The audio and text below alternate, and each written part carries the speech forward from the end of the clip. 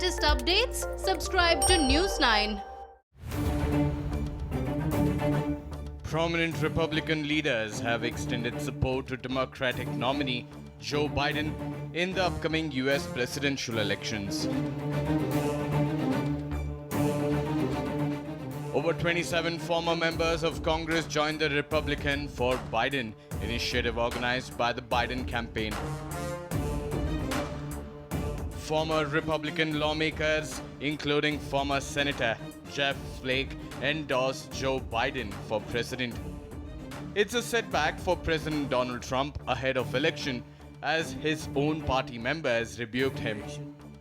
The Republican leader cited Trump's corruption, destruction of democracy, and blatant disregard for moral decency as reasons for supporting Biden.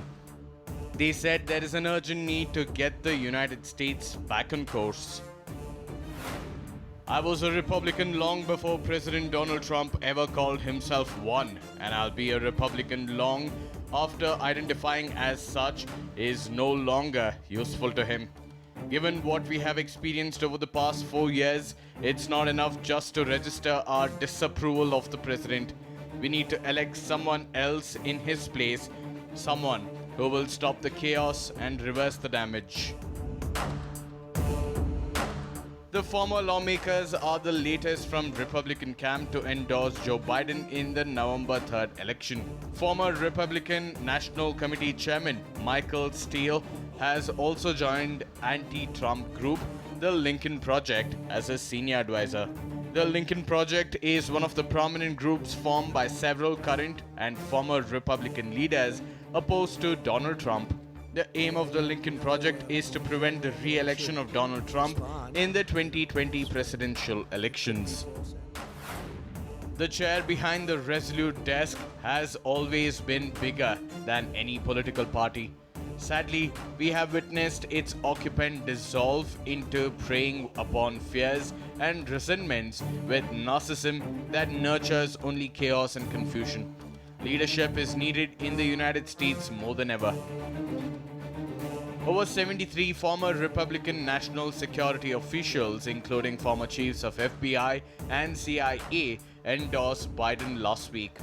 They said Donald Trump is unfit to serve as the President of the United States. Opponents, including those within the Republican camp, criticized Trump over the handling of coronavirus pandemic, protests against racial violence, and alienation of US allies abroad. The Trump campaign has dubbed the group as disaffected former officials who are trying to take down the duly elected president. Meanwhile, President Donald Trump expressed apprehension, saying he could face a rigged election.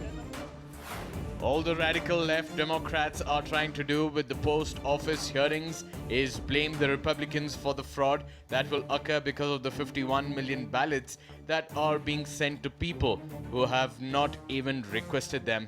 They are setting the table for a big mess.